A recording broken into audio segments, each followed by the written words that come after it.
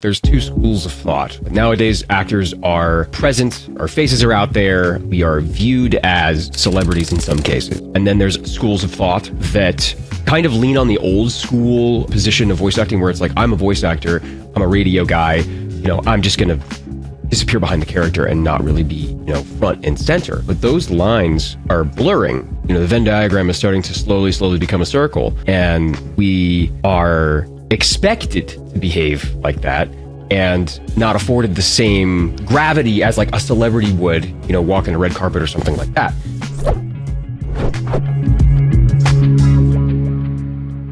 Jonah, you started off in voiceover, but not as a professional voice actor just yet. You started by recording stories that you had made up, poems, excerpts from existing media, and recording them and posting on Tumblr. And then through your connections, you had started doing professional paid work. Now that you have come so far, what have been some of your favorite characters that you have voiced?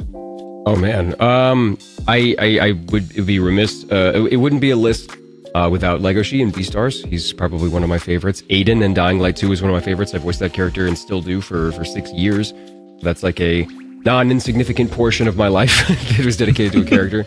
Like Joe and Skate the Infinity, I love playing. I have an inordinate number of canonically bisexual characters, which I myself am as well.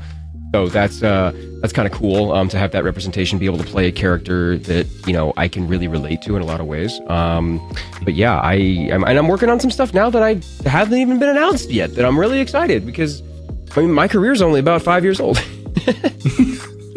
Wow, that's actually insane to think about, because you have already gotten a lead, but also several significant characters in different medias, voiceover for anime, video games, because Legoshi is one of your first lead roles that you've gotten. Yeah. What really makes it enjoyable for you? I think it's part of it is he's very relatable from pretty much any human perspective. He's a gray wolf, he's an anthropomorphic wolf, but the story and world that he finds himself in is an incredibly human one, despite it being, in this like HBO Zootopia world. It's a little bit sexier, it's a little bit more dangerous, it's a little bit more gritty and grounded. Because of that, we're able to, when you go see something like Zootopia or any other anthropomorphic media, you're kind of whisked away to a dream world, and you're just like, oh wow, this would be cool if this existed, right? It would be neat. But with Legoshi, it's this is society. It's just like there's a different skin on it, and that was really cool to get to tell a story that is that relatable through that lens of anthropomorphic animals, and not necessarily have it be anything that's like B&A is an anthropomorphic show, but that is larger than life. Studio Trigger, it's dialed up to 12. It's huge. It's very big and loud. But this is not. 9 times out of 10, the character talking is mostly talking in their head.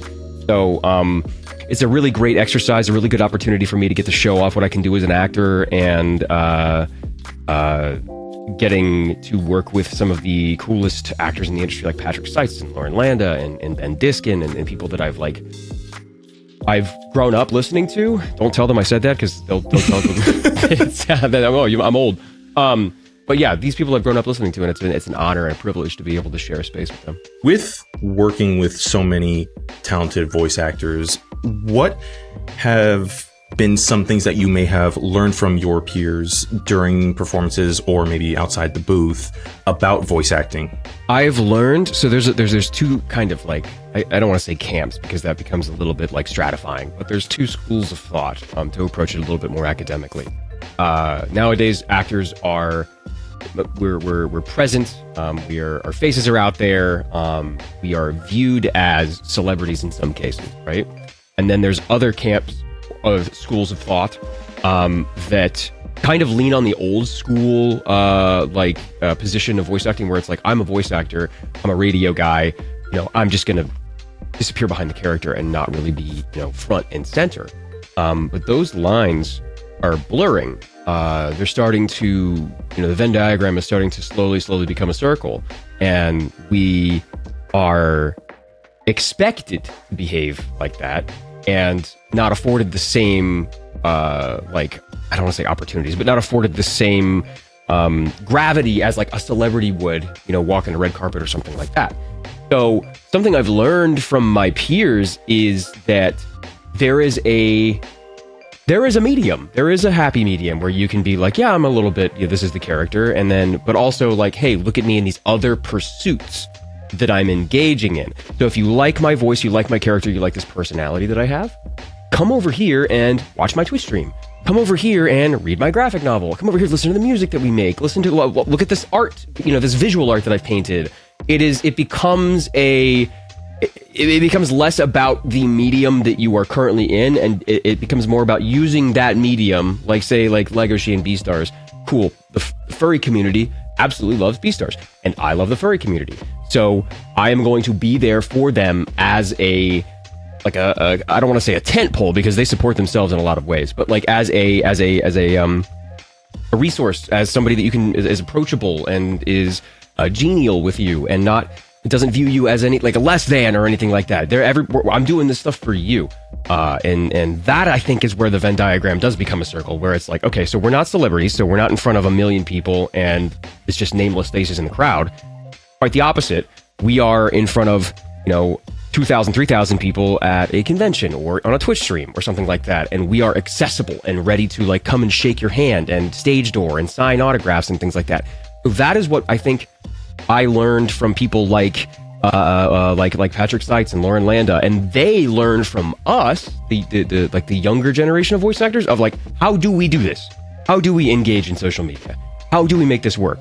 I've learned from them that it is about the work, right? You get in, you do your job, you're kind, you're engaging, you talk to the receptionist, you enjoy the studio dogs, it becomes kind of a familial place for you to exist. And then when you go home, that's when the other part of the job kicks in, and you're just like, let's turn the Twitch stream on, let's get some, hey, come look at my dog, there's a lot of other things that we can do to kind of put your fingers in other pies, and it's this cool cross-generational exchange of knowledge and like social engagement and information gathering and Q&As and things like that. It's really, really neat to be able to go to somebody like Patrick Seitz and say, hey man, I'm having difficulty working with X studio, or I'm having difficulty figuring out how to do this performance, or what do you think? Can you listen to these sides and tell me what you think my performance evokes, or if you have any notes or something like that. And in return, somebody like Seitz would come to me and be like, hey, can you help me with a social media post? Can you help me engage this? What is this collaboration post the studio wants to do with me? How do we make this work? Right? So, I think I think that's the biggest exchange of information in the last like 5-6 years. Wow. And so, because you were talking about that it is easier to basically go and ask for some of this advice because you had done theater, would you say it would have been easier than, say, if you were in a live acting performance type role, or would it be probably just as easy if you were speaking with other voice actors that have more years of experience and people who are just starting out? So for something like theater, it is theater and musicals and opera and like live performance on a stage is such an ancient and venerated institution that this kind of zeitgeist that the voice acting industry is in right now has already experienced that 50 times over in the last 1,000 years, right? Back with Shakespeare, you were able to live with the people that you were performing with. You were able to learn their idiosyncrasies. You were able to, work with them in this like bohemian exchange of talent and ideas and takes and reads and personas. I think what that was back in Stratford-on-Avon is kind of happening now, where in VO, because of things like the internet and social media, where we are able to take these faceless people and put them together in a room without having it be a physical stage. And for a lot of VO, sometimes we record as a group. For a lot of VO, it's all in a vacuum, right? So it's getting us together after we do the job, right? Instead of doing it in like while we're performing, right? So on stage, I've done stage for 15 plus years, right? On stage, you live together, work together, act together, you know, learn together.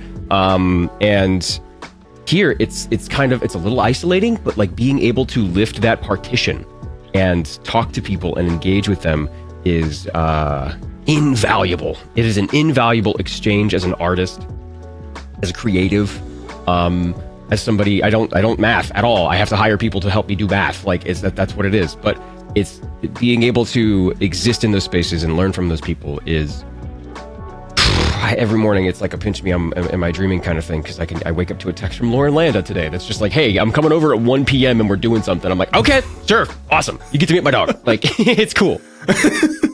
I remember hearing you talk about like the difference between when you were back in college, you worked in Delhi, you worked as a roof tar construction worker as well. I did some black tar roofing, yep. on the university buildings for one summer, and then I quit because it was way too strenuous. That is insane.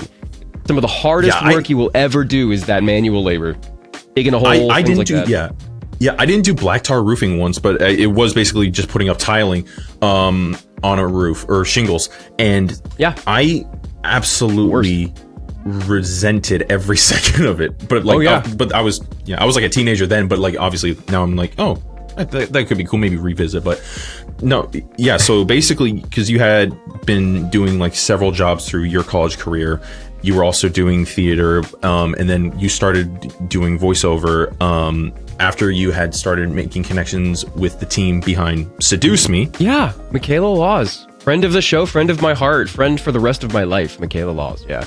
And then like Alejandro Saab, friend of my heart, known him for 10 plus years. There's and everybody in Seduce Me is fantastic, but yeah, we kind of carried that forward into our careers. Yeah. And do you still like maintain like a good relationship like outside of voice acting or in voice acting with them as well? Absolutely. Absolutely. Whenever I'm in whenever I'm in Texas, if I have to go out to Texas for a job, I'll crash in Alejandro's spare room at his house. I'll be there and hanging out with him and Hayden, or I will I'll go to some other friend's place, or I have one of my artist friends who works in the graphic novel lives in Texas. I'll go and visit them. Michaela, we were just at a convention 2 weeks ago together, and I didn't get to have as much because a lot of those things are really busy. It's kind of a catch-22 when you go to conventions. You see all your friends like, everybody's here, let's do something, and then everyone's like, well, I can't. I have obligations I got to do. It's my job to be here. I still maintain a wonderful relationship with all of them. We drop by each other's streams, we say hi, we hang out, we play games together. Absolutely. The resume that you have at this stage of your career is amazing, to say the least.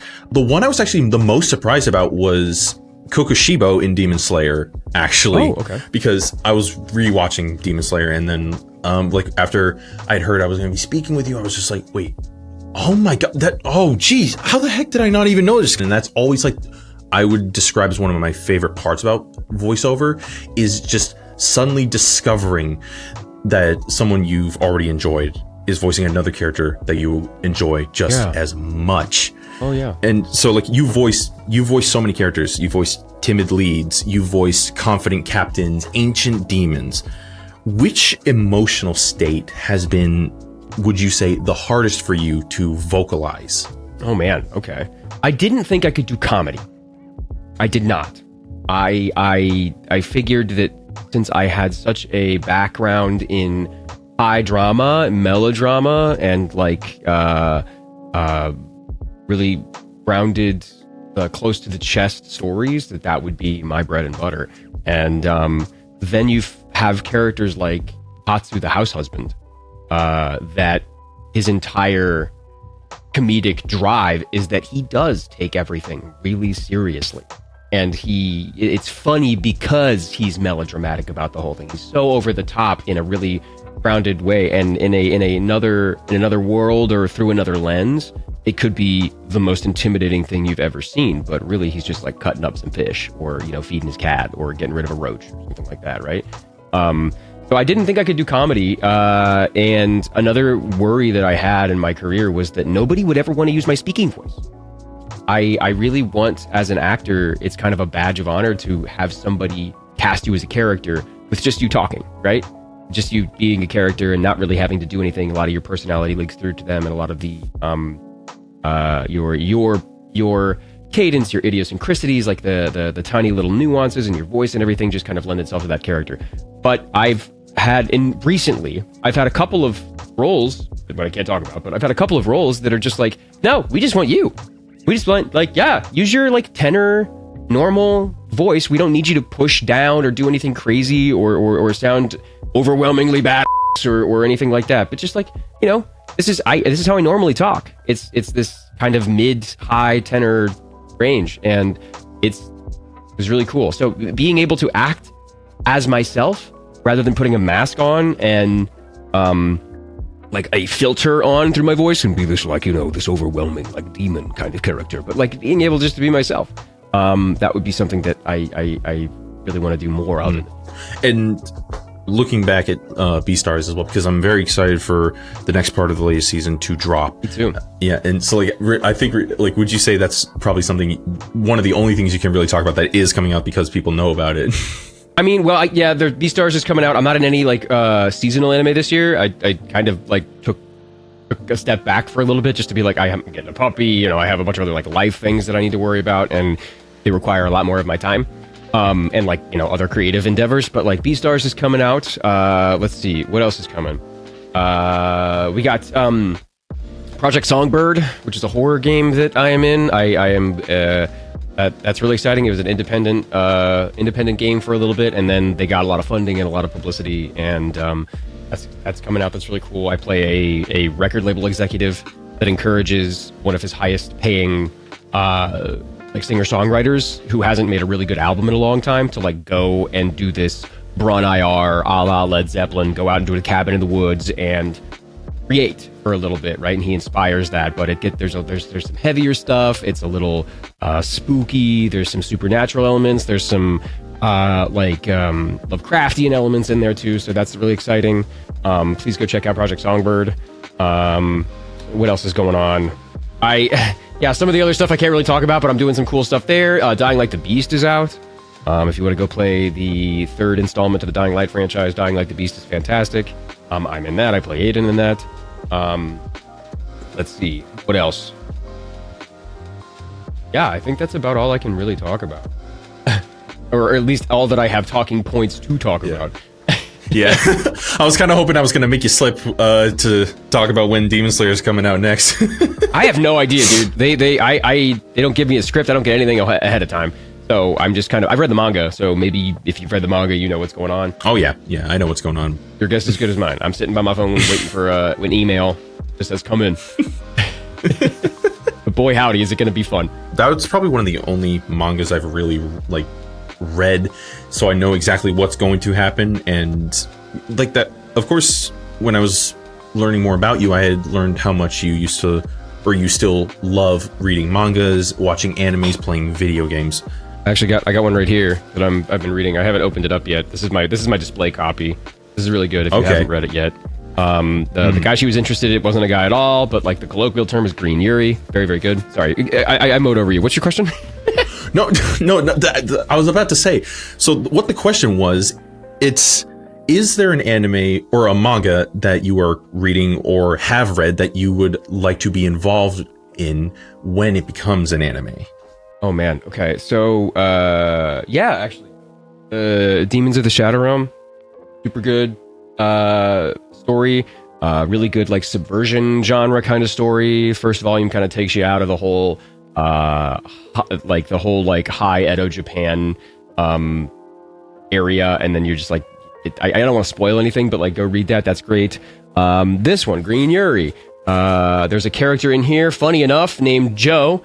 That is like the paternal figure, not necessarily father figure, but you know, this like kind of guiding leadership role. This like, you know, he's a font of wisdom, but he's also kind of like a laid back little stonery dude that I feel like I could really pull off very well. That'd be really cool to be in. What else? Games wise, I really don't. There's no real maybe XCOM. If they ever do another XCOM, I'd love to be in XCOM. I love tactical strategy games. That's my vice. Not turn-based, like turn-based tactical strategy games. So things like Baldur's Gate, I guess is really good. Baldur's Gate 3 is a really good example of that for people that have played that. But like tactics games, things like that. So maybe being involved in something like that would be really cool.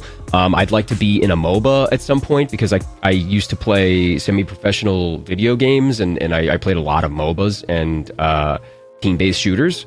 So getting to be a hero in that or involved in any of those would be great.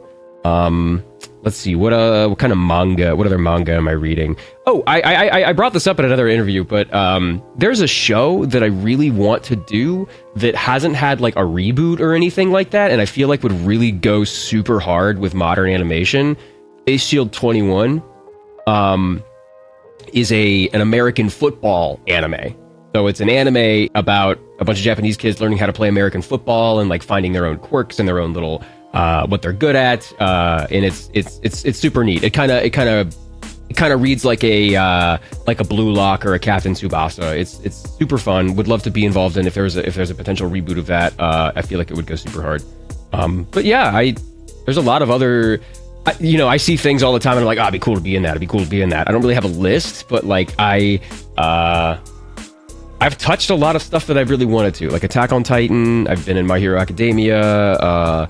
Been in One Piece and Demon Slayer, and I'm just so blessed and lucky to be able to have the opportunity to even audition for these things. Yeah. So like being lucky to audition and then also get these roles, because especially with Demon Slayer, it's been the talk of the town, especially because of the popularity that the Infinity Castle arc movies or movie has been doing, and likely the movies, because let's be honest, they're just immediate bangers when people lay eyes on trailers and all this stuff. It's amazing because anime movies, they're not exactly new, but their popularity is rising. Yeah. Do you feel that boom has led to changes in the anime industry, like as someone who has watched anime and read mangas and seen them adapted? Yes and no. Ghibli has been around for a while. I want to say like 40 years. Been a long time. And whenever a Ghibli movie gets localized, it's by Disney and there's celebrities all over the place. It's like 90% celebrity cast, right? And it sounds great. Now, you go to the Demon Slayer movie and there's one celebrity in the Demon Slayer movie. It's Channing Tatum. And he sounds great. Like, I'm going to be real. He sounds, he works for the role. He sounds fantastic. But I would like to say that it's not that we're trying to like make these movies mainstream, because they already are. You don't need a celebrity to make people go see the Demon Slayer movie. But I think that we're slowly getting to a point where the people who are making these movies are realizing that, oh my gosh, these are global phenomenons and they're doing incredibly well. We have to catch up. We have to play, the last 500 meters of this race. We have to figure out how we can make these, this stuff work for us. Why else would you re-release the Demon Slayer movie, right? And have it go back into the theater. You're just like, oh yeah, okay. If you didn't get the opportunity to see it this time in theater, you can see it again, 6 months later in the theater, right? So they're doing what they need, and they're doing a very good job of it. They're making sure that people have the ability to go and see this stuff, right? And dubs, anime dubs of like films and movies in like the lingua franca, you go and see the Demon Slayer movie, you have an option to see dub or sub. You can go see dub or sub if you would like to. I can't go see dub or sub of Avengers Endgame. I can't go see, the dub or sub of Sinners or something like that, right? So there's a small little disconnect that still has to be like put together. I, for one, like the idea that you can go and see a dub or sub. But the dub is inherent. Like if I was, 60% blind, right? I have vignettes and a cataract, and I can't necessarily read subtitles. The dub is the way I consume that story. That is how I'm able to make that work. It's an accessibility thing. There's more than just your personal opinion at stake in a lot of this stuff, right? there's a reason that this is the way it is. So if people like the fact that Channing Tatum is in Demon Slayer and will go and like listen to Channing Tatum's voice as the character that he voices, sure, please. Oh my God, yes, bring it in. But would I like to see like maybe press junkets or something like that for not just the English lingua franca actors, but there is an Italian Tanjiro, there's a German Tanjiro, there's a French Tanjiro, right? So being able to lean into the diversity of voices, right? And say, hey, the French voices for Tanjiro are going to do a press tour around France. And they're going to go and talk to people. They'll go to like colleges or schools and engage and publicize this. The German Tanjiro is going to do a press tour around Germany and Austria. And they're going to talk about how cool it is to be in Demon. See what I mean? There's because you can go see dub or sub in the movie theater, there is a nugget of diversity there that you can really grab and impart so much energy into. Because again, Sinners is like Sinners, Michael B. Jordan. That's Michael B. Jordan. It's Michael B. Jordan. Just one guy, right? Just one guy. You can't actually go have Tanjiro out doing a press tour because he's not a real guy. He doesn't exist. He's not an actor, no. Right? So being able to lean into that, you know, same thing with like things like Bugs Bunny or you know, these nowadays we're having companies that are making movies that people want to go see in the theater. I went to go see The Day the Earth Blew Up. Oh my God. Oh, it was so yes. good. So good. So, but there's also a French Bugs Bunny. There's a German Bugs Bunny. There's an Italian Bugs Bunny, right? So getting those lesser seen actors out in front of a camera, getting them, you know, they're just you know, recognition and letting people see it. It's the same thing in video games. There's an Italian Aiden, a German Aiden in Dying Light 2. Like, it's the world is bigger than the US. The world is bigger than the English speaking audience. Yeah. So like in Mexico and like South America, they love Dragon Ball Z. Absolutely love Dragon Ball Z and One Piece. And the Spanish Dragon Ball Z and One Piece actors are celebrities down there. So like it's that kind of thing, right? Where you can be your own local celebrity and make it work in your country. But yeah, there's far more than just the lingua franca, and I feel like that is a tiny little thing that we can really make happen. If there were like DVDs, like behind the scenes commentary and things like that, just like do a commentary track in as many languages as you can with the actors, like talking about what it was like to record it. Exactly.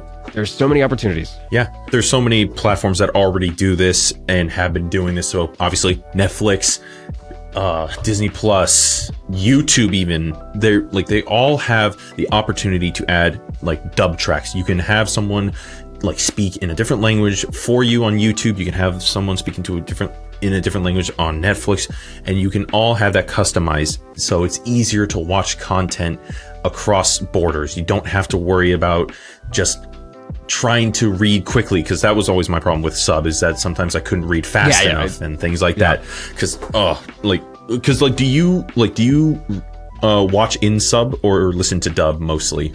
When I'm watching something for the first time, it's probably sub, but like unless it's a recommendation that I watch it in dub, like for example, I personally recommend there's a show on Netflix called Super Crooks that I voiced the main character in, but because the show takes place in San Francisco and New York, yeah, watch it in English, because it takes place in San Francisco and New York, and these people are Americans.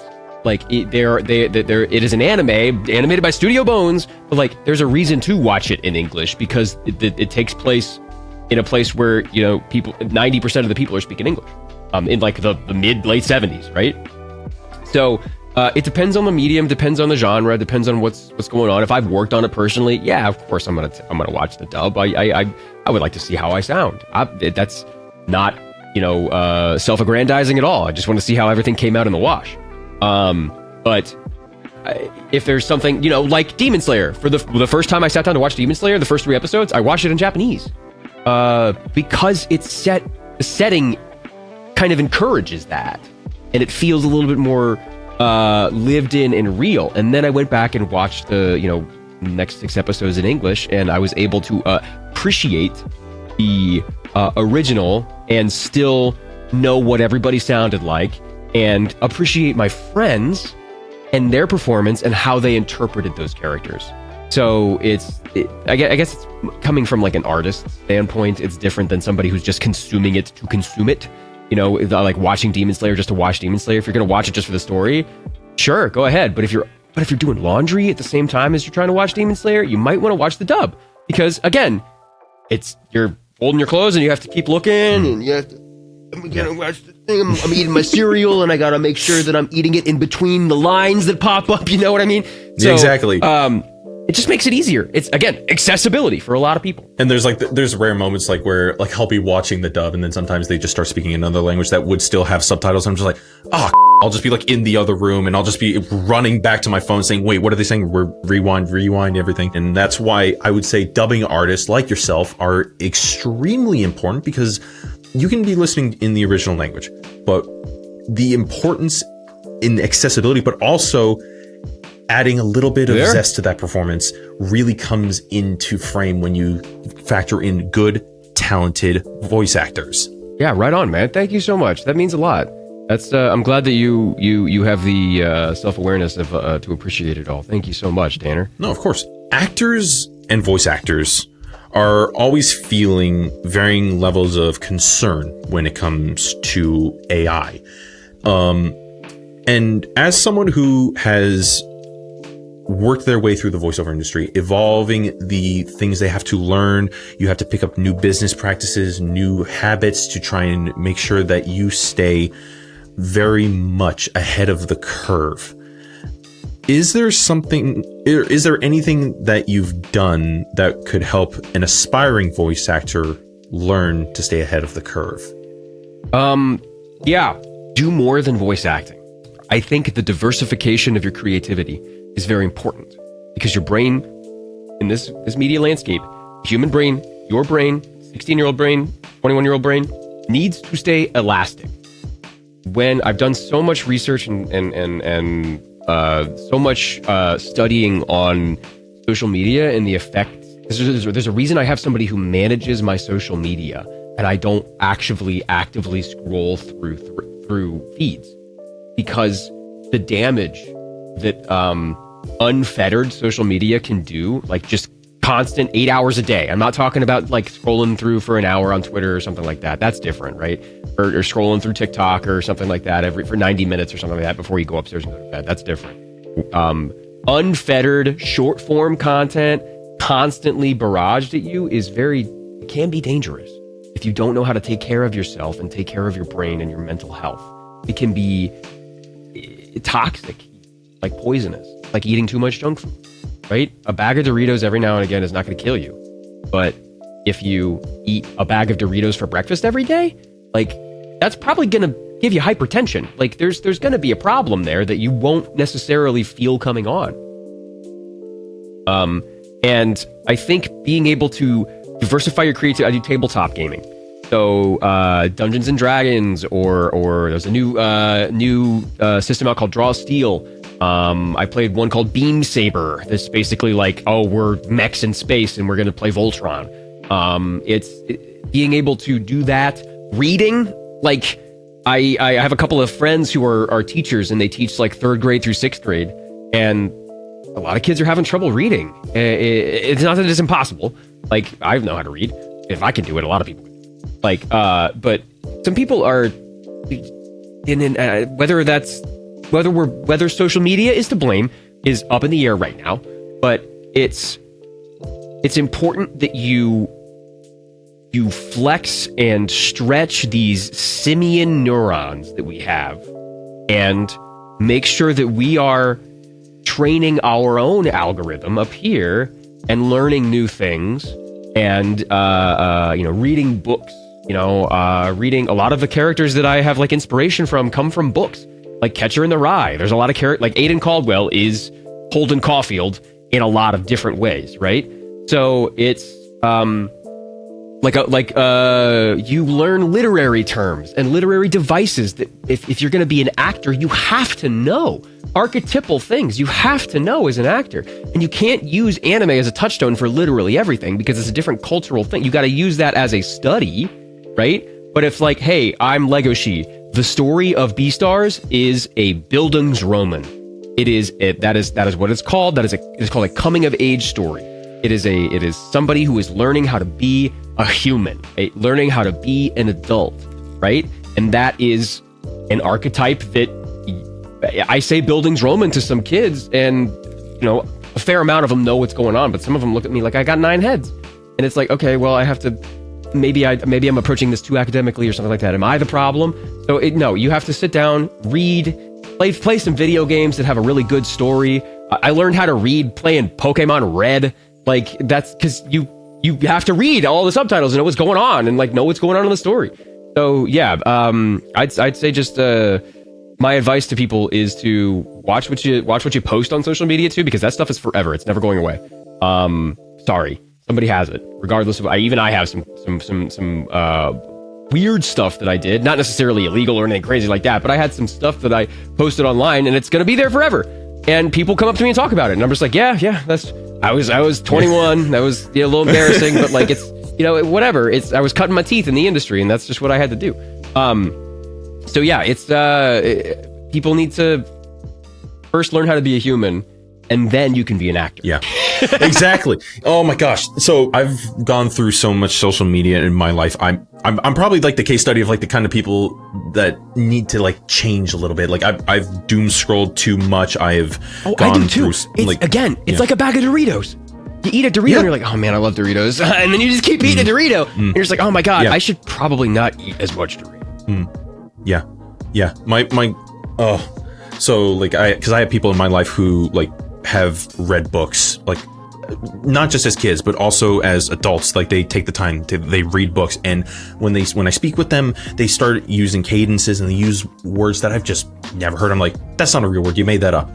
And I would say that your point of definitely taking the time to basically just grow your brain, like video essays, for example. So like if I like something, a video essay is a great way to get some outside perspective in addition to maybe some academic examples that you're talking about. That is, yeah, exactly. Approaching a lot of this academically because that is the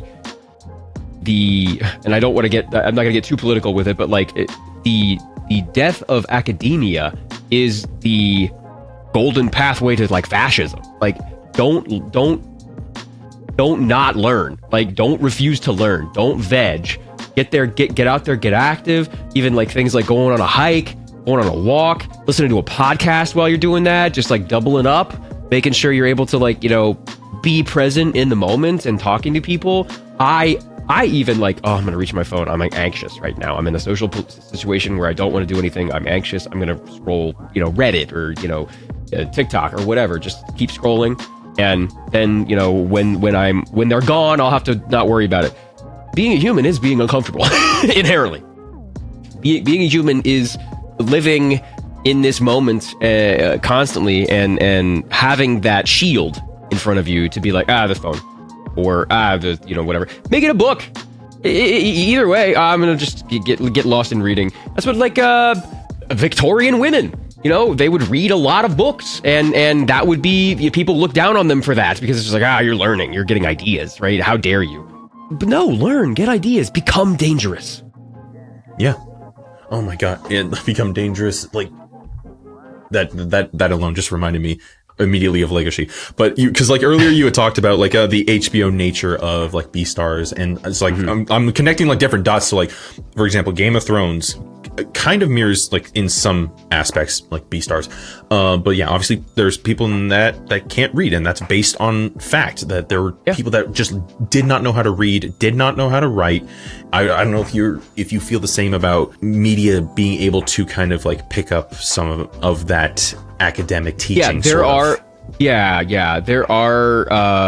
things you can go there is media you can go and consume to learn. Obviously there is social media you can go and consume to learn. What I really am concerned about is the next I like it, next I like it, next. It's too fast.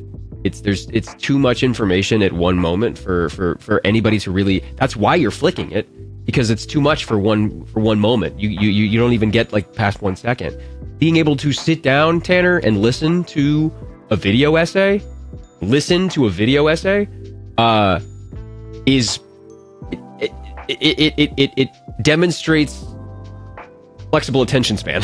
You're able to, like, you know, pay attention to this for quite some time. So yeah, there's definitely media you can go out there and consume. Not all social media is evil.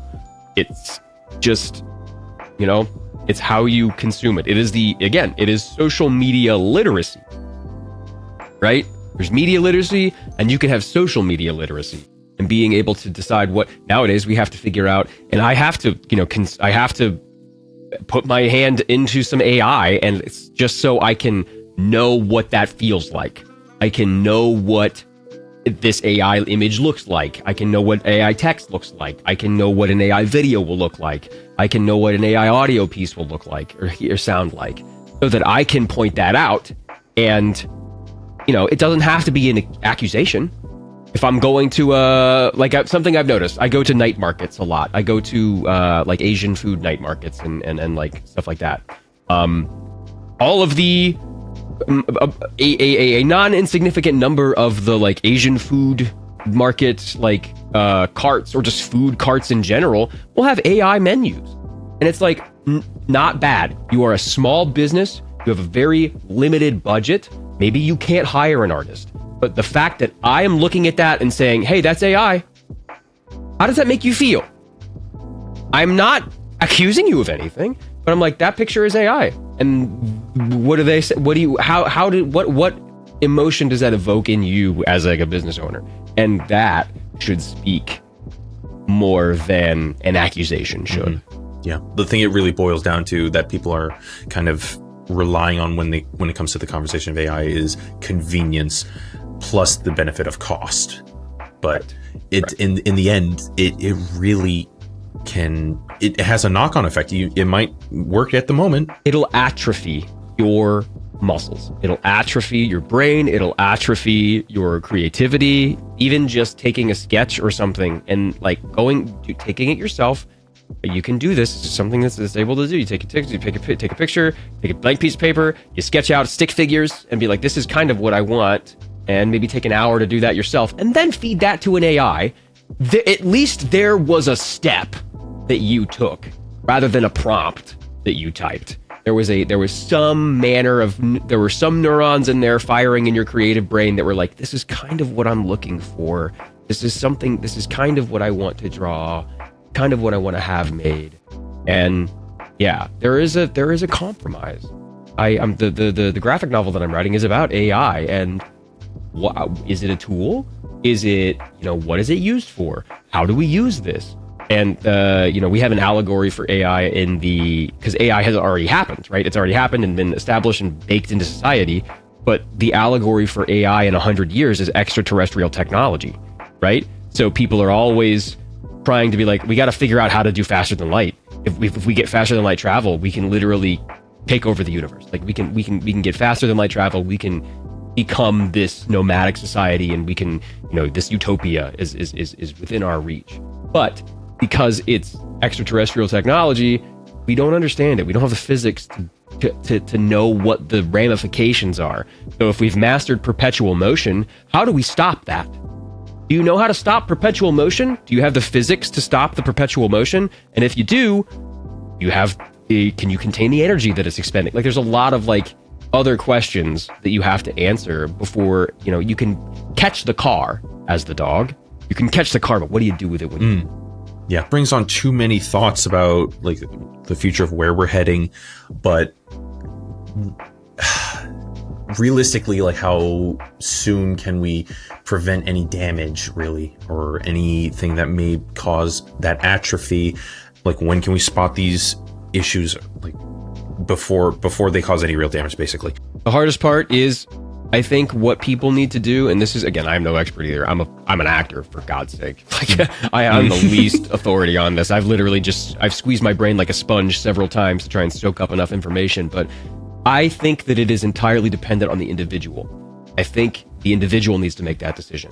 And my worry is that we're waiting on the institutions to make the decisions for us, rather than waiting on, because you don't have to engage. You don't have to use this stuff. You don't have to engage with. You don't have to use social media, right? You can exist in society without engaging in all of this stuff.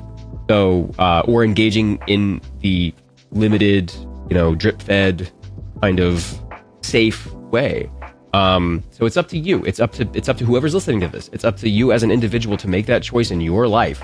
And whether the institutions decide to make that, the standard for a big swath of people, that's, up in the air. But you have the power to say, you know what, I'm going to just scroll for maybe 90 minutes, 2 hours today. I'll just play, I'll play video games the rest of the time and engage my brain and have some, feedback and have a story that I'm playing or engage in that critical thinking skills. I'm playing Mugenics right now. If you haven't played Mugenics, it's very, very good. But it's like it's a tactical strategy game, and it's like playing chess. It's like playing very, very, very detailed game of chess. But yeah, it's fun. Jonah, we have got some quick fire questions to ask you. Okay, I'm ready. I'm warmed up. All right. So, question number 1: what is a line you've recorded that is still in your head? Just have to keep moving forward. You just have to keep moving forward. Legoshi says that in beginning of season 2 of Beastars. You just have to keep going, regardless of whatever obstacles are in front of you. You can fall forward. So that's kind of like a little tiny axiom or maxim that I live by. Yeah. Question number 2: can you sum up your voice acting career in one word? Oh, dude. One word? Okay. Let's see. Communal. I've gathered more friends in this job than I have ever had in my entire life. In high school, middle school, didn't have too many friends, but being able to come here and then, perform, and then people saying, whoa, you know what you're doing. You're cool. Let's hang out. So community, I think, is the biggest one. Yeah. What a beautiful answer. Question number 3: what's the weirdest thing you've done to get a voice right? The weirdest thing I've done to get a voice right. So this is not advised. I did a very, very short session with it was a creature character demon thing, and I had to, a lot of it was like screaming and gnashing and and every now and again he'd speak in a lower voice, but in order to not necessarily with that much air and actually have a speaking voice. In order to get there, I had to warm up in the car on the way there, and then I'd spend 2 minutes in the car doing, not screaming, doing combat efforts, which this guy did not have at all. But I would just be in the car going and warming myself up doing that. So I could actually get to this place and make it a little more believable, Yeah. Question number 4. So we obviously spoke a lot about things that would be great you would want to be a part of, but is there one particular dream project that you are most eager to work in? My goal as an actor, moving out here, was to do any sort of stage capture. So motion capture, voice capture, face capture, anything like performance capture, anything like that would be really cool because it kind of marries both of the things that I love about theater and film and voice acting in this kind of trifecta that I would really, really love to pull off. And then working with somebody on a stage and actually interacting with a real human rather than being in a vacuum and just listening to their lines. Yeah, I would love to do some performance capture or something. Fantastic. And the final question: do you have a favorite vocal performance that you have listened to in any kind of media? Oh man, I think Kevin Conroy's Batman is pretty insanely good. It is, when you think of Batman as a character, as this folk hero, you think of Kevin Conroy's voice. You do. It's just how it is. It's iconic. It's gonna live with people forever. Friend of my heart, Roger Craig Smith, is also Batman and stuff. He sounds great too. But I think Kevin Conroy's Batman is up there, and I would love to play Nightwing in a production of I would love to play that folk hero in that universe. But I think Kevin Conroy's Batman is really good. Nolan North in pretty much anything that he does. Nathan Fillion is also very, very good. Let's see. But yeah, those are some people that I really look up to. And then all my friends, obviously. I try and get inspired and want to... when I audition, it's not because I want the role, it's because I want to work with my friends. But sometimes it's because I want the Yeah, they're just it's just like, oh yeah, like I can't wait to work with you. Okay, so did I get it? Yeah, exactly. No, beautiful. Jonah, it has been an absolute pleasure to speak with you today. Mine, Tanner. Thank you. The insight you've given is amazing, and I am very much looking forward to all the projects that you did not tell me about, and especially your novel, your graphic novel. I'm really excited to hear more about that as well in the future. So thank you so much. Thanks for tuning into this episode of Behind the Mic. If you enjoyed the conversation and you want to hear more from the voices behind your favorite characters, then be sure to follow us on Spotify and subscribe to us on YouTube. And don't forget to check out our other interviews as well as voiceover tips and industry news at Voquent.com or on our social media. See you next time.